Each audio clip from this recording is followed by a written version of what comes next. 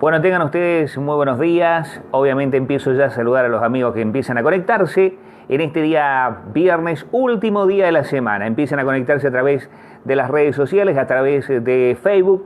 Mecanismo que, como usted sabe, lo hacemos de lunes a viernes a las 9:30 de la mañana para tratar de analizar el contexto de la realidad, pero también para tirar algunos disparadores muy simples. Tampoco vamos a hacer aquí un análisis filosófico de la realidad, ni mucho menos, pero sí tener en cuenta algunas reflexiones que yo quiero compartir con los amigos que ya empiezan a conectarse. Allí a Julito lo veo, un abrazo grande. Bueno, a Pablo también por allí.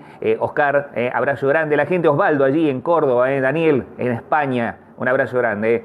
Bueno, quiero decirle que, a ver, está todo dicho, está todo diagnosticado, está todo determinado, está todo finiquitado.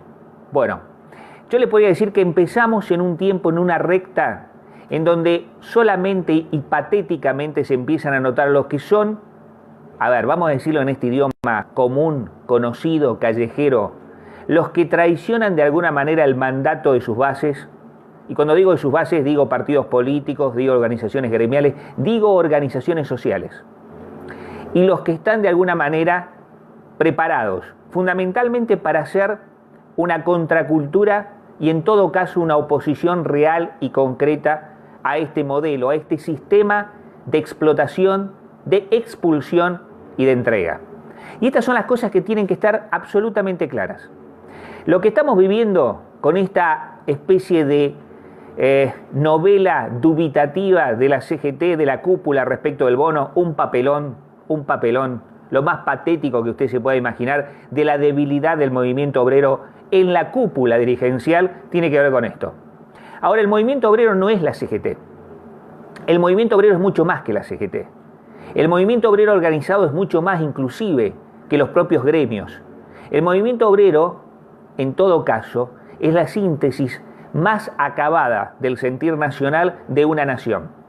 Y cuando decimos esto, aunque parezca un juego de palabras, aunque parezca, hasta le podría decir una metáfora, hablar de nacionalismo y de nación, tiene que ver con una definición de país, fundamentalmente de país. Son pocos los estamentos en un momento de crisis como el que estamos atravesando, de pauperización de la clase obrera, de caída absoluta del consumo interno, de depreciación de la moneda, de venta absoluta de recursos, de explotación indiscriminada de los mismos recursos naturales que tenemos y a la vez también del sometimiento a políticas de explotación de la misma clase trabajadora. En estos tiempos, reitero, donde el diagnóstico está absolutamente asumido, donde la perspectiva ya tiene por lo menos personajes en la escena nacional, error del gobierno, error absolutamente del gobierno es pensar que el proceso electoral le va a dar una polarización solamente pensando en Cristina Fernández de Kirchner. Reitero, error del gobierno nacional si piensa que la proyección de la elección del 2019 es solamente darle la polarización con Cristina Fernández de Kirchner. Allí aparece el otro factor, el factor determinante de esa base, reitero, de esa base del movimiento obrero organizado que pide protagonismo fundamentalmente institucional y político. Y es importante, es fundamental que el movimiento obrero empiece a asumirse la columna vertebral de un gran movimiento nacional que sea en todo caso contestatario, reitero, contestatario al sistema financiero, no solamente nacional, internacional. Y usted me dirá, ¿por qué hablamos de geopolítica? Porque no hay movimiento emancipador en cualquier lugar del planeta que no tenga a la clase trabajadora organizada como protagonista sine qua non de esa condición. Para saber, en un mundo que ha eliminado casi el sistema capitalista por el sistema financiero, que en un mundo donde la tecnología va a reemplazar al obrero en muchos aspectos, es importante entender que el recambio que se piensa tiene que ver con las nuevas formas de producción y con las nuevas formas, en todo caso, de un capitalismo, tenga que ver con el protagonismo de las condiciones que establezca la clase obrera organizada. Y cuando le digo la clase obrera organizada, le estoy diciendo quién debe tener el sartén. Y acá me parece que empieza también a fusionarse otro elemento. El peronismo no puede ser oposición al gobierno de Macri, al gobierno de Cambiemos, si no entiende que el movimiento obrero organizado debe ser nuevamente la columna vertebral.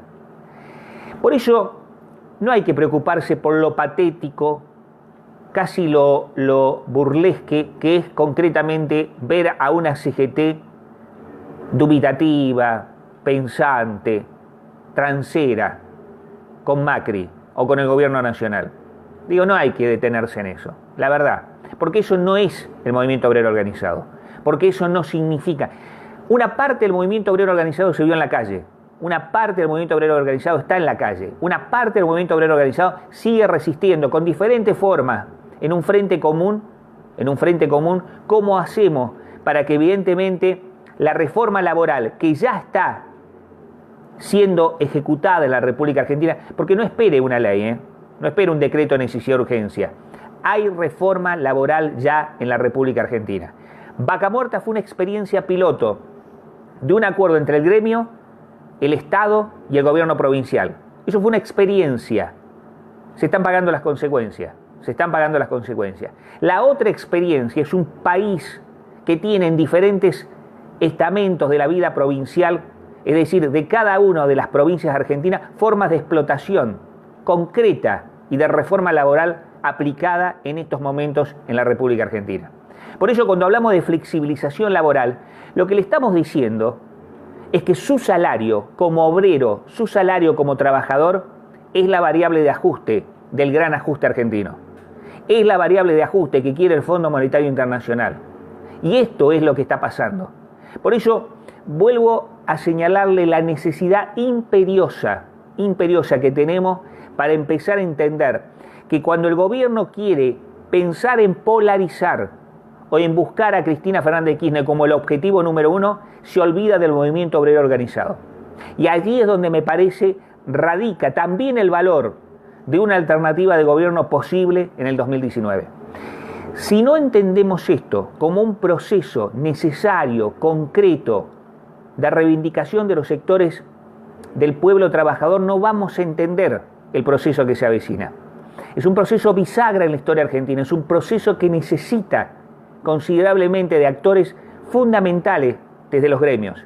Por eso, vuelvo a hablar, vimos a los patéticos, vimos a los colaboracionistas, vimos a quienes se prenden de alguna manera a la fiesta del Titanic, que cada vez se viene más a pique, Y en ese sentido, ya no hay tiempo para que pensemos si efectivamente ellos representan algo, no representan nada. Ahora, la dirigencia que representa mínimamente el sentido de las bases debe saber que no hay posibilidad de una alternativa de gobierno si no la tiene como eje central, fundamentalmente, de ese proceso alternativo de resistencia también.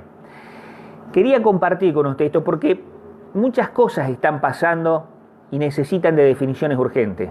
Muchas cosas están pasando en estos tiempos que tienen que ver con esa variable de ajuste y esa reforma, reitero, laboral que ya se está aplicando en la Argentina. No espere que pase por el Congreso de la Nación. No espere que se convierta en un decreto de necesidad y urgencia. La reforma laboral ya está en vigencia. En la República Argentina. Y la explicación más simple es la depreciación del salario del trabajador argentino. Es cómo hemos perdido el valor de la moneda.